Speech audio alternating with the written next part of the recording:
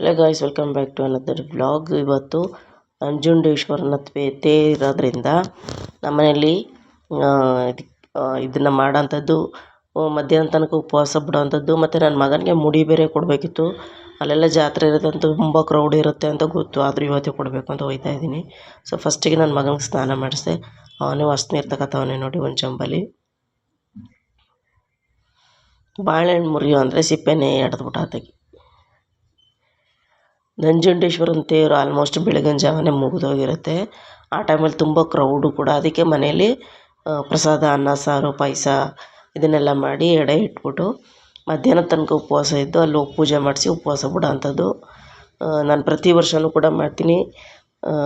ಈ ವರ್ಷ ನನ್ನ ಮಗಂದು ಮುಡಿ ಬೇರೆ ಇತ್ತು. ನೋಡೋಣ, ನಮ್ಗೆ ರಜಾ ಸ್ಟಾರ್ಟ್ ಆದಾಗ ಹೋಗೋಣ ಅಂದ್ಕೊಂಡಿದ್ವಿ. ಬಟ್ ಜಾತ್ರೆ ಆಲ್ಮೋಸ್ಟ್ ಅಷ್ಟೊತ್ತಿಗೆ ಜನ ಎಲ್ಲ ತಿಳಿಯಾಗಿರ್ತಾರೆ, ಕಡಿಮೆ ಆಗಿರ್ತಾರೆ. ನಾನು ಹೋಗೋ ಟೈಮ್ ತನಕ 10 ಗಂಟೆಗೆ ಹೋಗೋಣ ಅಂತ ಹೇಳ್ಬಿಟ್ಟು ಬೆಳಗಿನ ಜಾವನೇ ಎದ್ದು ಅಡುಗೆ ಎಲ್ಲ ಮಾಡಿದ್ದೀನಿ, ಸ್ನಾನ ಮಾಡ್ಕೊಂಡು.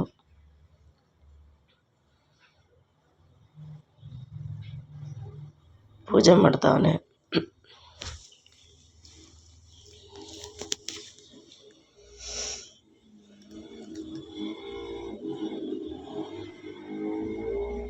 ಸ್ವಲ್ಪ ಮಳೆ ಇದ್ದಿದ್ದರಿಂದ ಬೆಳಿಗ್ಗೆನೇ ಎದ್ದು ಇದೆಲ್ಲ ಕೆಲಸ ಎಲ್ಲ ಮುಗಿಸ್ಕೊಂಡಿದ್ದೆ ನಾನು.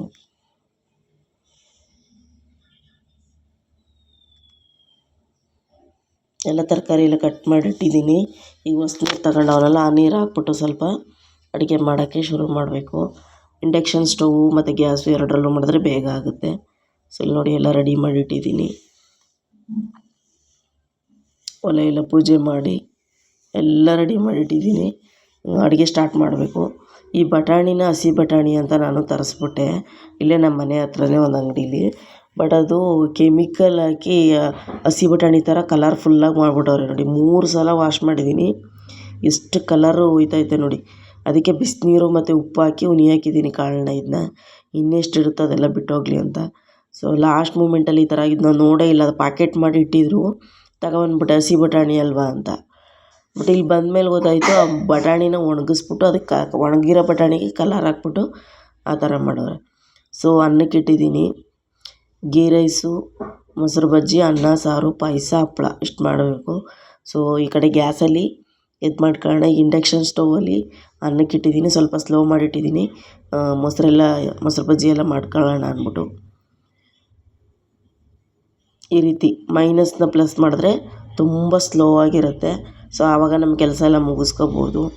ಮತ್ತು ಅರ್ಜೆಂಟಿಗೆ ಆಗಬೇಕು ಅಂದರೆ 2000ವರೆಗೂ ರೈಸ್ ಮಾಡಿ ಇಟ್ಕೋಬೋದು. ಬಟ್ ಬೇಗ ಹೀಟಾಗಿಬಿಡುತ್ತೆ 2000. ನಾನು ಆಲ್ಮೋಸ್ಟು ಸ್ವಲ್ಪ ಸ್ಲೋ ಅಂತಂದರೆ 1200, ಸ್ವಲ್ಪ ರೈಸ್ ಆಗಿರಲಿ ಅಂದರೆ 1600, ಅಷ್ಟರಲ್ಲೇ ಬೇಗ ಆಗಿಬಿಡುತ್ತೆ. ಸೊ ನಂಗೆ ಅಷ್ಟೇ ಸಾಕು. ಸೊ ಸ್ನಾನ ಎಲ್ಲ ಮುಗಿಸ್ಕೊಂಡು ಬಂದೆ, ದೇವ್ರ ಫೋಟೋ ಎಲ್ಲ ರೆಡಿ ಮಾಡಿದ್ದೀನಿ. ಎಡೆನೂ ಇಟ್ಟಾಯಿತು. ಈಗ ಉಪವಾಸ ಇದ್ಕೊಂಡೆ ನಾನು ದೇವಸ್ಥಾನಕ್ಕೆ ಹೋಗ್ತೀನಿ. ಮಗ ಮಾತ್ರ ಊಟ ತಿಂತಾನೆ ನೋಡಿ. ಪೂಜೆ ಮಾಡ್ತಾವನೆ ಅವನು.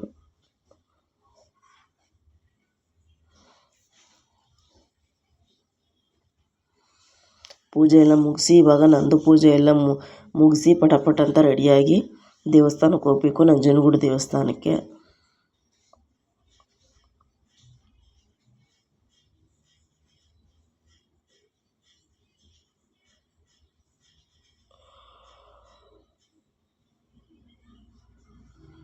ಆಚೆ ಮುಂದೆ ತುಳಸಿ ಗಿಡಕ್ಕೆ ಪೂಜೆ ಮಾಡ್ತಾವನೆ.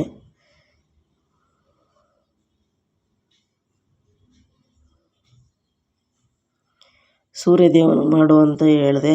ಸೂರ್ಯದೇವ ಅಂತೀಯಲ್ಲ, ಸೂರ್ಯ ಅಷ್ಟೇ ಅದು, ಆ ದೇವರ ಅಂತ ಕೇಳ್ತಾ ಇದ್ದ. ಆವಾಗ ಸೂರ್ಯ ದೇವ ಕಣಪ್ಪ, ಅದು ದೇವರು ಅಂತ ಹೇಳ್ಬಿಟ್ಟು ಸೂರ್ಯದೇವನಿಗೆ ನಮಸ್ಕಾರ ಮಾಡಿಸಿ ನೋಡಿ, ಅನ್ನ ಸಾರು, ಪಾಯಸ, ಗೀ ರೈಸು, ಮೊಸರು ಬಜ್ಜಿ, ಹಪ್ಪಳ ಮತ್ತು ಹೆಸರುಬೇಳೆ ಇಷ್ಟನ್ನು ಮಾಡಿದ್ದೆ.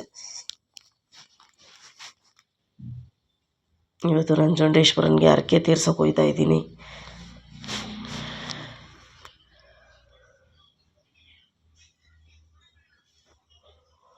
ನಂದು ಪೂಜೆ ಈಗ ನಾನು ಎಲ್ಲ ಪೂಜೆ ಎಲ್ಲ ಮಾಡಿಬಿಟ್ಟು ರೆಡಿ ಆಗೋದಷ್ಟೇ.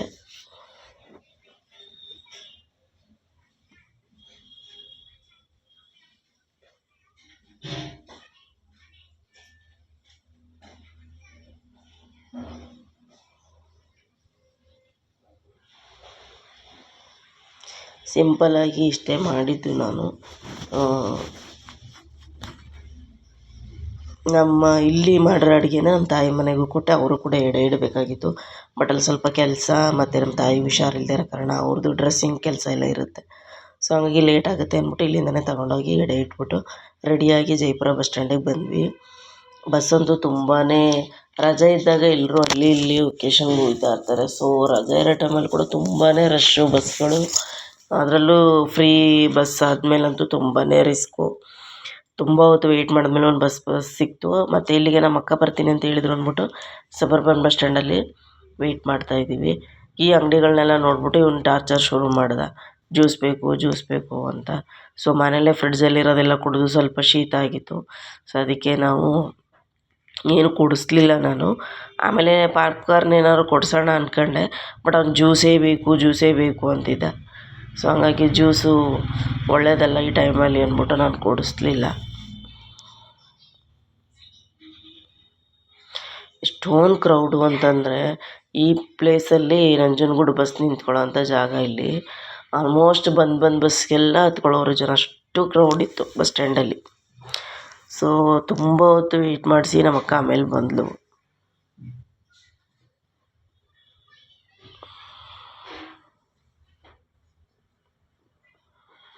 ಇನ್ನೊಂದು ಸ್ವಲ್ಪ ಹೊತ್ತಿಗೆ ಇದು ಮೊಟ್ಟೆ ಬೋಂಡ ಆಗ್ಬಿಡ್ತದೆ.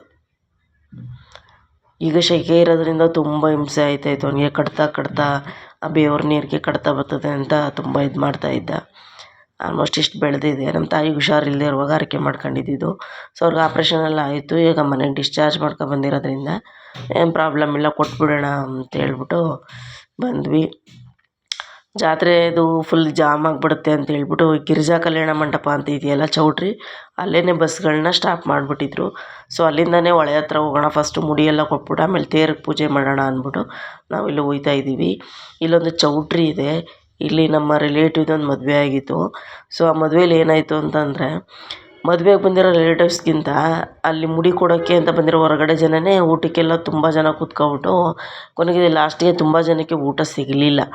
ಅಂದಾಗ ಅದನ್ನೆಲ್ಲ ಇದು ಮಾಡೋಕ್ಕಾಗಲ್ಲ ಅಂತ ಹೇಳ್ಬಿಟ್ಟು ನಾವು ಊಟ ಶಾರ್ಟೇಜ್ ಆಗೋಯಿತು. ಯಾಕಂದರೆ ಊಟಕ್ಕೆ ಬಂದವ್ರನ್ನ ಎದ್ದೇಳಿ ನಾವು ನಿಮಗೆ ಕೊಡಲ್ಲ ಮದುವೆ ಮನೆಯವರು ಅಂತ ಹೇಳೋಕ್ಕಾಗಲ್ಲ ಅಲ್ವಾ. ಸೊ ಆ ರೀತಿ. ಸೊ ಬಂದು ಕಾಲುಗಳನ್ನ ತೊಳ್ಕೊಂಡು ಇದು ಮುಡಿ ಮನೆಗೆ ಹೋದ್ವಿ. ಮುಡಿ ಮಾಡಿಸ್ಕೊತಾ ಇದ್ದ. ಅಲ್ಲಿರೋರೆಲ್ಲ ಇವನ್ನ ರೇಗಿಸ್ತಾಯಿದ್ರು, ಎಷ್ಟು ಸೈಲೆಂಟಾಗಿ ಕೂತವನೇ ನೋಡಿ ಅಂತ.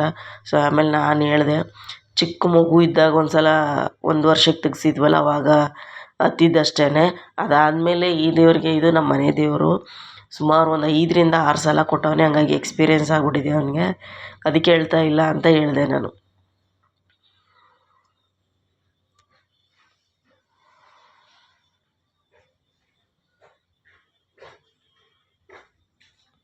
ಸೈಲೆಂಟಾಗಿ ಕೂತ್ಕೊಂಡು ಮಾಡಿಸ್ಕೊತಾ ಇದ್ದ. ಜಾತ್ರೆ ಇರೋದ್ರಿಂದ ಕ್ರೌಡ್ ಇರುತ್ತೆ ಅಂತ ಅಷ್ಟಾಗಿ ಬಂದಿರಲಿಲ್ಲ. ಬಟ್ ಸೋಮವಾರ ವಿಶೇಷ ಪೂಜೆ ಇರುತ್ತಲ್ಲ ನಂಜುಂಡೇಶ್ವರಿಗೆ, ಆ ಟೈಮಲ್ಲ ತುಂಬ ರಶ್ ಇರುತ್ತೆ ಇಲ್ಲೆಲ್ಲ. ಆಚೆ ಕಡೆ ಎಲ್ಲ ಕೂತಿರ್ತಾರೆ. ಇದು ಮುಡಿ ಮನೆ ದೇವಸ್ಥಾನದಿಂದ ಅಪೋಸಿಟು ಹೊಳೆ ಮೇಲ್ಗಡೆ ಇದೆ ಇದು. ಮುಡಿಯೆಲ್ಲ ತೆಗೆಸ್ಬಿಟ್ಟು 2 ಕೂದಲು ಕೊಡ್ತಾರೆ, ಅದನ್ನು ತಗೊಂಡೋಗಿ ನೀರಲ್ಲಿ ಬಿಟ್ಟು ಕೈ ಮುಗಿದ್ಬಿಟ್ಟು, ಸೊ ನಮ್ಮ ಅಕ್ಕ ಅವಳದು ಪಂಚಮುಡಿ ಇತ್ತು, ಅವಳು ಕೊಟ್ಟಳು. ಸೊ ಇಬ್ಬರು ಸ್ನಾನಕ್ಕೆ ಹೋಗಿ ಬನ್ನಿ ಅಂತ ಹೇಳಿದ್ದೀನಿ. ನಾನು ಬಟ್ಟೆ ತಂದಿರಲಿಲ್ಲ ಸ್ನಾನ ಮಾಡೋಕ್ಕೆ, ಅದಕ್ಕೋಸ್ಕರ ಒಟ್ಟಿಗೆ ಮನೇಲೆ ಸ್ನಾನ ಮಾಡಿದ್ದೀನಲ್ಲ ಸಾಕು ಅಂತ ಬಂದೆ. ಮತ್ತು ಇವಳು ಪಂಚಮುಡಿ ಕೊಡ್ತೀನಿ ಅಂದಿದ್ಲಲ್ಲ, ನೋಡಿ ಒಂದು ಮಿನಿ ಬೋಟ್ ಹೋಯ್ತದೆ. ಅವ್ನು ಬಂದಾಗಲೇ ಶುರು ಮಾಡ್ದೆ ಬೋಟಲ್ಲಿ ಹೋಗೋಣ ಅಂತ. ಫಸ್ಟು ಪೂಜೆ ಮುಗಿಸ್ಬಿಡೋಣ ಇರಪ್ಪ ಅಂತ ಹೇಳಿದ್ದೀನಿ. ಎಷ್ಟು ದೊಡ್ಡ ಹೊಳೆ. ಈ ಬೋಟ್ಗೆಲ್ಲ ಚಾರ್ಜಸ್ಸು. ನಾನೊಂದು ಸಲ ಹೋಗಿದ್ದೀನಿ, ನೋಡೋಣ ಟೈಮ್ ಆದರೆ ಇವತ್ತು ಹೋಗೋಣ, ಇಲ್ಲಾಂದರೆ ಇಲ್ಲ. ಸ್ನಾನ ಮಾಡಿಸ್ಕೊತ ಸೊ ಕೂದಲನ್ನ ಕೊಟ್ಟಿರ್ತಾರಲ್ಲ 2 ಬತ್ತಿನ, ಅದನ್ನು ಒಳಗೆ ಬಿಟ್ಟು ನಮ್ಮ ಕಷ್ಟ ಪರಿಹಾರ ಆಯಿತು ಅಂಥೇಳಿ ದೇವ್ರಿಗೆ ನಮಸ್ಕಾರ ಹಾಕ್ಬಿಟ್ಟು ನೀರಲ್ಲಿ ಮುಳುಗಿ ಕೈ ಮುಗಿದು ಬರೋವಂಥದ್ದು. ಸೊ ಸಾಕಾಯಿತು ಇವ್ನಿಗೆ ಇಷ್ಟೇ. ಇವ್ನು ನೀರು ಕಂಡ್ರೆ ತುಂಬ ಇದು ಮಾಡ್ತಾನೆ. ಶೀತ ಆಗುತ್ತೆ ಅಂತ ಹೇಳ್ಬಿಟ್ಟು ನಾನು 1-2 ಚೊಂಬು ಉಗಿಸ್ಬಿಟ್ಟು ಕಳಿಸು ಅಂದೆ. ಈಗ ಅವಳು ಸ್ನಾನ ಮಾಡೋಕ್ಕೆ ಹೋದ್ಲು. ನೋಡಿ ಆ ಕಡೆನೂ ಇದೇ ರೀತಿ ಇದೆ. ಆ ಕಡೆ ತುಂಬ ಚೆನ್ನಾಗಿ ಈ ಥರ ಸ್ಟೆಪ್ಗಳು. ಈ ಕಡೆ ಜಾಸ್ತಿ ದೇವಸ್ಥಾನದಿಂದ ಬಂದ ತಕ್ಷಣ ಇದು ಮಾಡೋದ್ರಿಂದ ತುಂಬಾ ಗಲೀಜು ಮಾಡಿಟ್ಬಿಟ್ಟವ್ರೆ. ನಮ್ಮ ಜನ ಎಲ್ಲಾದರೂ ಹಂಗೆ ತಾನೆ, ನೀರಿನ ಬಾಟ್ಲುಗಳನ್ನ ಎಸೆಯೋದು, ಕವರ್ಗಳು, ಬಟ್ಟೆಗಳು ಎಲ್ಲನೂ ಅಲ್ಲಲ್ಲೇ ಬಿಟ್ಬಿಡೋದು, ಈ ಥರ ಎಲ್ಲ ಮಾಡ್ತಾರೆ. ಪರವಾಗಿಲ್ಲ, ನಾನು ಲಾಸ್ಟ್ ಟೈಮ್ ಬಂದಾಗ ಕಂಬಿ ಇರಲಿಲ್ಲ, ಕಂಬಿ ಹಾಕೋರು. ಯಾಕಂದರೆ ಈಗ ಮಳೆ ಎಲ್ಲ ಆದರೆ ನೀರು ಜಾಸ್ತಿ ಆಗುತ್ತಲ್ಲ, ಸೊ ಅವಾಗ ಹೆಲ್ಪ್ ಆಗುತ್ತೆ ಅಂತ ಕಂಬಿ ಹಾಕವ್ರೆ. ಇಲ್ಲಿ ನೋಡಿ ಬೋಟಲ್ಲಿ ಹೋಯ್ತವ್ರೆ. ಇದು ಟಿಕೆಟ್ ಎಷ್ಟು ಅಂತ ಗೊತ್ತಿಲ್ಲ ನನಗೆ, ಬಟ್ ನಾನು 80 ರುಪೀಸ್ ಏನೋ ಇರಬೇಕು, ಬೇಡಪ್ಪ ಸುಮ್ಮನೆ ವೇಸ್ಟು ಅಂತ ಹೇಳ್ಬಿಟ್ಟು ಅವನ್ನ ಕರ್ಕೊಂಡು ಹೋಗಲಿಲ್ಲ. ತುಂಬ ಆಟ ಮಾಡ್ತಿದ್ವಿ ನೋಡಿ, ಅಮ್ಮ ಬೋಟು ಅಂತ ಇತ್ತು.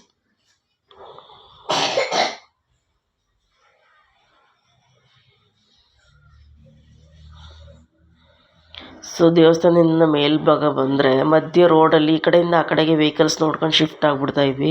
ಬಟ್ ಮಧ್ಯೆ ಈ ರೀತಿ ನೆಟ್ಟದು ಒಂದು ಕಂಬಿನ ಫಿಟ್ ಮಾಡಿಬಿಟ್ಟಿದ್ದಾರೆ ಅಲ್ಲೇ. ಆಲ್ಮೋಸ್ಟ್ ಒಂದು ಅರ್ಧ ಕಿಲೋಮೀಟ್ರಷ್ಟು ನಡ್ಕೊಂಡು ಹೋಗ್ಬೇಕು. ಆ ರೀತಿ ಸ್ವಲ್ಪ ಗಲ್ಲಿ ಥರ ಇರುತ್ತಲ್ಲ, ಅಲ್ಲಿ ನುಗ್ಕೊಂಡು ಹೋದ್ವಿ ನಾವು. ಈ ರೀತಿ ಮಾಡಿದ್ರೆ ತುಂಬ ಹಿಂಸೆ ಆಯಿತು. ಯಾಕೆಂದರೆ ಅಷ್ಟೊಂದು ಕ್ರೌಡು, ವೆಹಿಕಲ್ಸು ಈ ಕಡೆಯಿಂದ ಆ ಕಡೆ ದಾಟೋಕ್ಕಾಯ್ತಾಯಿಲ್ಲ ನೋಡಿ. ಮಧ್ಯ ಸೆಂಟ್ರಿಗೆ ಬಂದುಬಿಟ್ಟಿದ್ದೀವಿ ನಾವು, ಕಂಬಿ ಹತ್ರ ಜಾಗ ಇದೆ ಅಂತ. ಅಲ್ಲಿ ಒಬ್ಬೊಬ್ಬರೇ ಹೋಗೋಕ್ಕಾಗೋದು ಆ ಒಂದು ಕಂಡೀಲಿ. ಆ ಥರ ಹಿಂಸೆ ಆಗೋಯಿತು. ಕೊನೆಗೆ ದೇವಸ್ಥಾನಕ್ಕೆ ಬರೋವರೆಗೂ ನಾವು ವೀಡಿಯೋ ಮಾಡೋಕ್ಕಾಗಲಿಲ್ಲ. ಸೊ ದೇವಸ್ಥಾನಕ್ಕೆ ಬಂದು ಮಗು ಹಿಡ್ಕೊಂಡಿದ್ನಲ್ಲ, ಅದಕ್ಕೋಸ್ಕರ ದೇವಸ್ಥಾನಕ್ಕೆ ಬಂದು ಮಾಡ್ತಾಯಿದ್ದೀನಿ. ನಾನು ಯಾವಾಗಲೂ ದೇವಸ್ಥಾನದ ಮುಂಭಾಗ ಒಂದು ಬಸವ ಇದೆ, ಕಲ್ಲಿನ ಬಸವ. ಅದು ಬಸವನ ಮುಂದೆ ನಾನು ಪೂಜೆ ಮಾಡ್ತಾಯಿದ್ದಿದ್ದು. ಬಟ್ ಅಲ್ಲಿ ಎಷ್ಟು ಜನ ಇದ್ದರು ಅಂದರೆ ಅಲ್ಲಿ ನಿಂತ್ಕೊಳ್ಳೋಕ್ಕಂತೂ ಜಾಗನೇ ಇರಲಿ, ಅಷ್ಟು ಜನ. ಆಲ್ಮೋಸ್ಟ್ ನಾವು ಬರೋ ತನಕ 1 ಗಂಟೆ ಆಗಿದೆ. 1 ಗಂಟೆ ಆದರೂ ಜನ ತಿಳಿಯಾಗಿಲ್ಲ ನೋಡಿ.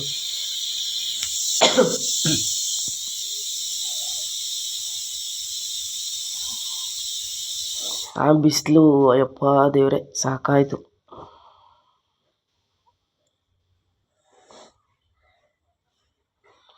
ಬೆಳಗಿನ ಜಾವನೇ ಎಳ್ದಿರೋಂಥದ್ದು. ಈ ತೇರನ್ನೇ ಎಳಿಬೇಕಾದ್ರೆ ನಂಜುಂಡೇಶ್ವರನಿಗೆ ಉಗೆ ಅಂತ ಹೇಳುವಾಗ ಅದು ಮೂವ್ ಆಗಲ್ವಂತೆ.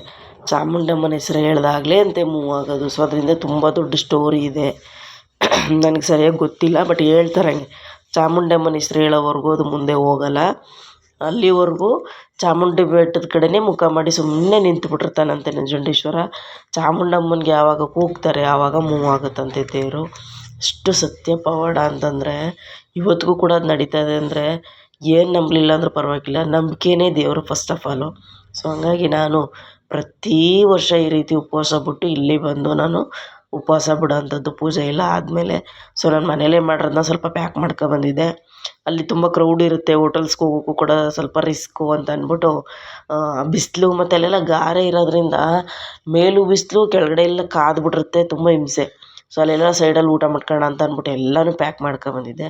ಸೊ ನನ್ನ ಮಗ ಏನು ಮಾಡ್ತಾವನೆ ಅಂದರೆ 4 ಆಪ್ಷನ್ ಹೇಳ್ತಾವನೆ. ನನಗೆ 4ರಲ್ಲಿ 1 ಮಾಡಲೇಬೇಕು ಅಂತ ಕಂಡೀಷನ್ ಹಾಕ್ತಾವನೆ. ಏನು ಗೊತ್ತಾ, ಒಂದು ಐಸ್ ಕ್ರೀಮು, ಒಂದು ಬೋಟಲ್ಲಿ ಹೋಗೋದು, ಇನ್ನೊಂದು ಅವ್ನು ಕೇಳಿದ ಆಟ ಸಾಮಾನು ಕೊಡಿಸೋದು, ಇನ್ನೊಂದು ಏನೋ ಸ್ವೀಟು, ಅವ್ನು ಕೇಳಿ ಸ್ವೀಟ್ ಕೊಡಿಸ್ಬೇಕು ಅಂತ 4 ಆಪ್ಷನ್. ಯಾವ್ದು ಬೇಕು ಅದು ಹೇಳು ಅಂತ ಹೇಳ್ತಾಯಿದ್ದ. ಕೊನೆಗೆ ನಾನು ಬೋಟ್ಗೆ ಮತ್ತೆ ಆ ಕಡೆ ಹೋದರೆ ಹೋಗೋಣ ಅಂದ್ಬಿಟ್ಟು ಇಲ್ಲಿ ಸ್ವೀಟ್ಸ್ ಎಲ್ಲ ತಗೊಂಡು, ಜಾತ್ರೆಯಲ್ಲಿ ತುಂಬ ಶಾಪ್ಗಳೆಲ್ಲ ಇತ್ತು. ಬಟ್ ಹೆವೀ ರೈಟು, ಅವ್ರು ಹೇಳೋ ರೈಟ್ಗೆ 1ಕ್ಕೆ ಡಬಲ್. ಜಾತ್ರೆಯಲ್ಲಿ ಒಂದಷ್ಟು ಸಂಪಾದನೆ ಮಾಡ್ಕೊಬಿಡೋಣ ಅಂತ ಇರೋ ರೈಟ್ಗಿಂತ ಜಾಸ್ತಿನೇ ರೈಟ್ ಹೇಳ್ತಾಯಿದ್ರು. ಸೊ ನಾವು ಕಡಲೆಪುರಿ, ಸ್ವೀಟ್ಸು ಆ ಥರದ್ದೆಲ್ಲ ತಗೊಂಡು ಹೊರ್ಟೋದ್ವಿ. ಅವ್ನಿಗೇನು ಆಟ ಸಾಮಾನು ಕೊಡಿಸ್ಲಿಲ್ಲ, ಯಾಕಂದರೆ ರೀಸೆಂಟಾಗಿ ನಮ್ಮೂರಲ್ಲೆಲ್ಲ ಹಬ್ಬ ಆದಾಗ 200, 300ದೆಲ್ಲ ಜೀಪು, ಕಾರು ಅದೆಲ್ಲ ತಗೊಂಡು ಚಕ್ರಗಳನ್ನೇ ಬಿಚ್ಚಿಟ್ಬಿಟ್ಟ. ಅವನ ಹತ್ರ ಜಾಸ್ತಿ ಬಳಕೆ ಬರೋಲ್ಲ. ಯಾವ ಪದಾರ್ಥನೂ ಅವನು ನಗ್ಗಾಕ್ಬಿಡ್ತಾನೆ, ಬೇಗ ಮುರಿದಾಕ್ಬಿಡ್ತಾನೆ. ನವಿಲುಗರಿ ನೋಡಿ ಎಷ್ಟು ಚೆನ್ನಾಗೈತೆ. ಸೊ ಕೊನೆಗೆ ಬಸ್ಸು ಪ್ರಾಬ್ಲಮ್ಮು ಅಂತ ಅಂದ್ಬಿಟ್ಟು ಮತ್ತೆ ಗಿರಿಜಾ ಕಲ್ಯಾಣ ಮಂಟಪ ಇದೆಯಲ್ಲ ಅಲ್ಲಿಗೆ ಬಂದ್ವಿ. ಎಷ್ಟು ತಣ್ಣಗಿತ್ತು ಅಂದರೆ ನನಗೆ ಅಲ್ಲಿ ಬಸ್ ವೆಯ್ಟ್ ಮಾಡೋ ತನಕ ಆಗಲೇ ಇಲ್ಲ. ಒಂದು 10 ನಿಮಿಷ ಇಲ್ಲಿ ಕೂತ್ಕೊಳ್ಳೋಣ ಅಂದ್ಬಿಟ್ಟು ಬಂದು ಕೂತ್ಕೊಂಡೆ. ಬಾವಿ ಕೂಡ ಇತ್ತು ಅಲ್ಲಿ, ಎಷ್ಟು ಚೆನ್ನಾಗಿತ್ತು ನೋಡಿ. ಇದು ಯಾವುದೋ ದೇವ್ರ ಸ್ಥಳ ಅನಿಸುತ್ತೆ, ನನಗೆ ಇದ್ರ ಬಗ್ಗೆ ಡೀಟೇಲ್ ಗೊತ್ತಿಲ್ಲ. ಒಟ್ಟಲ್ಲಿ ಇದ್ರ ಪಕ್ಕದಲ್ಲಿ ಗಿರಿಜಾ ಕಲ್ಯಾಣ ಮಂಟಪ ಇದೆ.